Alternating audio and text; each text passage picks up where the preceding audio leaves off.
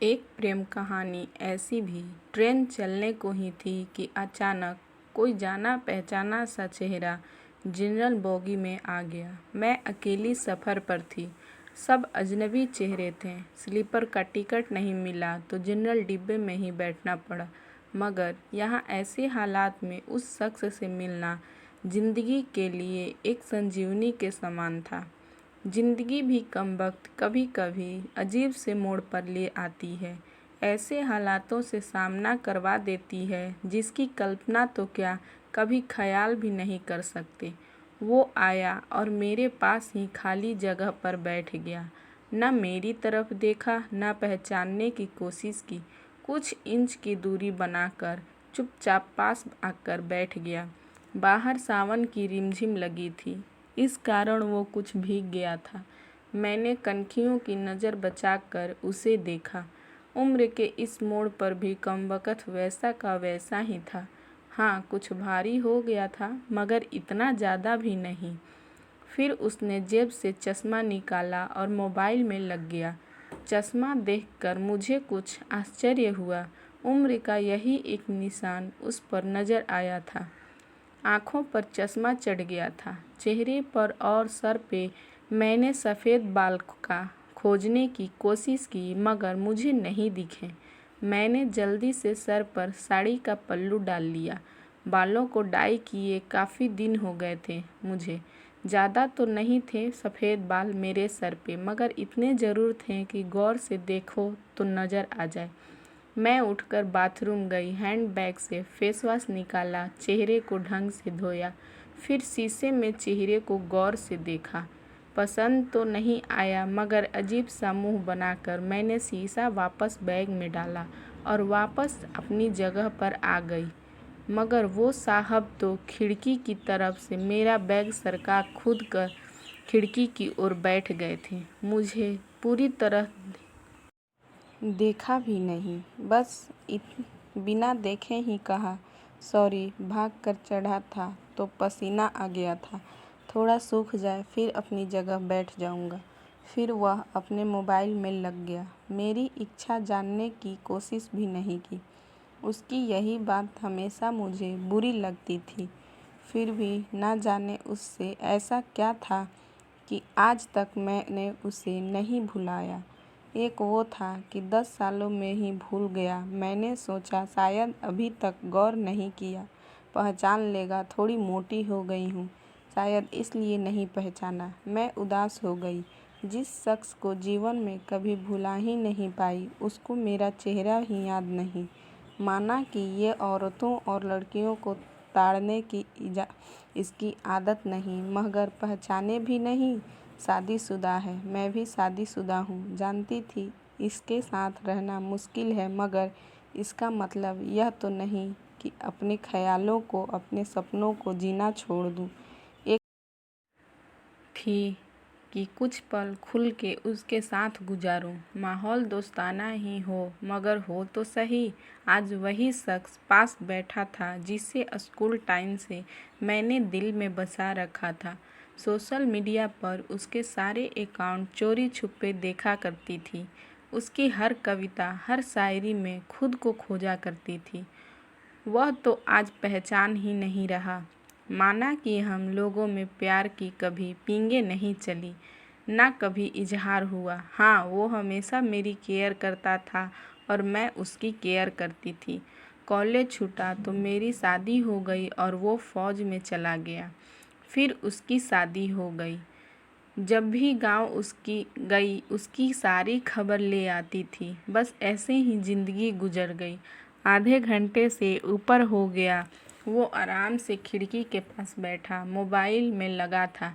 देखना तो दूर, चेहरा भी ऊपर नहीं किया। मैं कभी मोबाइल में देखती, कभी उसकी तरफ। सोशल मीडिया पर उसके अकाउंट खोल कर देखें, तस्वीर मिलाई, वही था, पक्का वही। कोई शक नहीं था। वैसे भी हम महिलाएं पहचानने में कभी भी धोखा नहीं खा सकती। 20 साल बाद भी सिर्फ आँखों से पहचान लें। फिर और कुछ वक्त गुजरा, माहौल वैसा का वैसा था। मैं बस पहलू बदलती रही। फिर अचानक टीटी आ गया, सबसे टिकट पूछ रहा था। मैंने अपना टिकट दिखा दिया। उससे पूछा तो उसने कहा नहीं है। टीटी बोला फाइन लगेगा। वह बोला लगा दो। टीटी कहाँ का टिकट बनाऊं? उसने जल्दी से जवाब नहीं दिया, मेरी तरफ देखने लगा। मैं कुछ समझी नहीं। उसने मेरे हाथ में थमी टिकट को गौर से देखा, फिर टीटी से बोला कानपुर। टीटी ने कानपुर की टिकट बना कर दी और पैसे लेकर चला गया। वह फिर से मोबाइल में तल्लीन हो गया। आखिर मुझसे रहा नहीं गया। मैंने पूछ ही लिया कानपुर में कहाँ रहते हो? वह मोबाइल में नज़रें गड़ाए हुए ही बोला कहीं नहीं। वह चुप हो गया तो मैं फिर बोली किसी काम से जा रहे हो? वह बोला हाँ। अब मैं चुप हो गई। वह अजनबी की तरह बात कर रहा था और अजनबी से कैसे पूछ लूँ किस काम से जा रहे हो। कुछ देर चुप रहने के बाद फिर मैंने पूछ ही लिया वहाँ शायद आप नौकरी करते हो? उसने कहा नहीं। मैंने फिर हिम्मत करके पूछा तो किसी से मिलने जा रहे हो? वह संक्षिप्त उत्तर नहीं। आखिरी जवाब सुनकर मेरी हिम्मत नहीं हुई कि और भी कुछ पूछूं। अजीब आदमी था, बिना काम सफ़र कर रहा था। मैं मुंह फेर कर अपने मोबाइल में लग गई।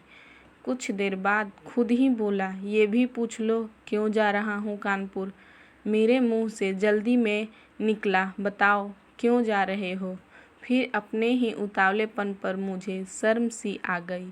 उसने थोड़ा सा मुस्कुराते हुए कहा पुरानी दोस्त मिल गई जो आज अकेले सफ़र पर जा रही थी। फौजी आदमी हूँ, सुरक्षा करना मेरा कर्तव्य है। अकेले कैसे जाने देता, इसलिए उसे कानपुर तक छोड़ने जा रहा हूँ। इतना सुनकर मेरा दिल ज़ोर से धड़का। नॉर्मल नहीं रह सकी मैं। गर मन के भावों को दबाने का असफल प्रयत्न करते हुए मैंने हिम्मत करके फिर पूछा कहाँ है वो दोस्त? कमबख्त फिर मुस्कुराता हुआ बोला यही मेरे पास बैठी है ना।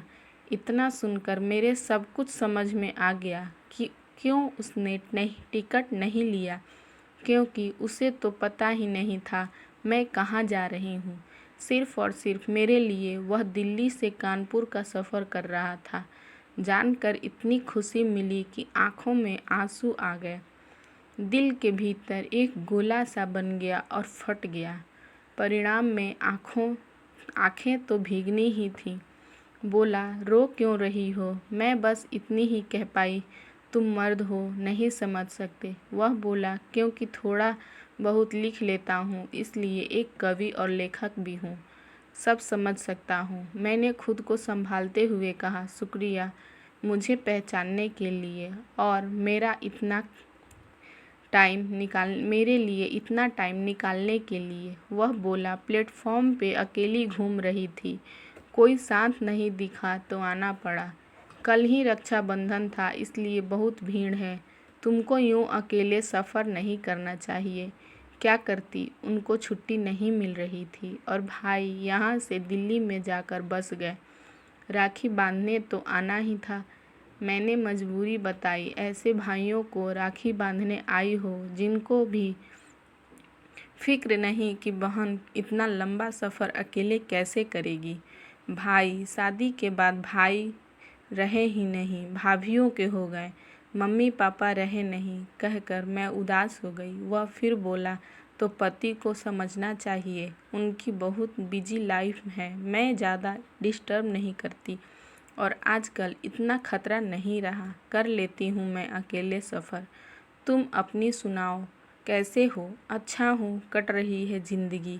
मेरी याद आती थी क्या? मैंने हिम्मत करके पूछा। वो चुप हो गया, कुछ नहीं बोला। तो मैं फिर बोली सॉरी, यूँ ही पूछ लिया, अब तो परिपक्व हो गए हैं, कर सकते हैं ऐसी बात। उसने शर्ट की बाजू बटन खोलकर हाथ में पहना वो तांबे का कड़ा दिखाया जो मैंने ही फ्रेंडशिप डे पर उसे दिया था। बोला याद तो नहीं आती पर कम वक्त ये तेरी याद दिला देता था। कड़ा देखकर दिल को बहुत सुकून मिला। मैं बोली कभी संपर्क क्यों नहीं किया? वह बोला, डिस्टर्ब नहीं करना चाहता था। तुम्हारी अपनी ज़िंदगी है और मेरी अपनी ज़िंदगी है। मैंने डरते डरते पूछा, तुम्हें छू लूँ? वह बोला, पाप नहीं लगेगा। मैं बोली, नहीं, छूने से नहीं लगता। और फिर मैं कानपुर तक उसका हाथ पकड़कर बैठी रही।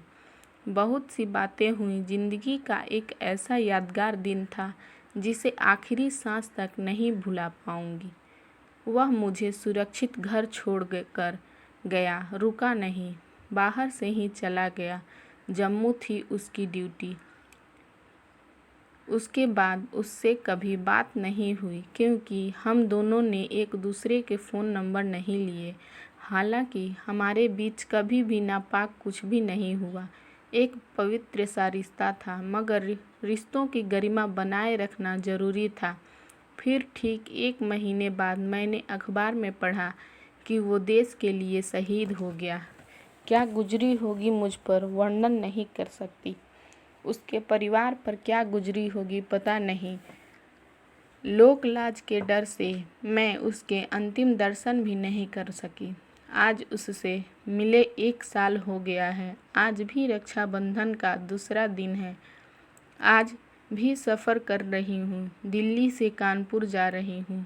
जानबूझकर जनरल डिब्बे का टिकट लिया मैंने। अकेली हूँ, न जाने दिल क्यों आस पाले बैठा है कि आज फिर आएगा और पसीना सुखाने के लिए उस खिड़की के पास बैठेगा। एक सफ़र वो था जिसमें कोई हमसफ़र था। एक सफ़र आज है जिसमें उसकी यादें हमसफ़र हैं। बाकी ज़िंदगी का साफ सफ़र जारी है। देखते हैं कौन मिलता है, कौन साथ छोड़ता है। तो फ्रेंड्स, ये थी एक छोटी सी कहानी।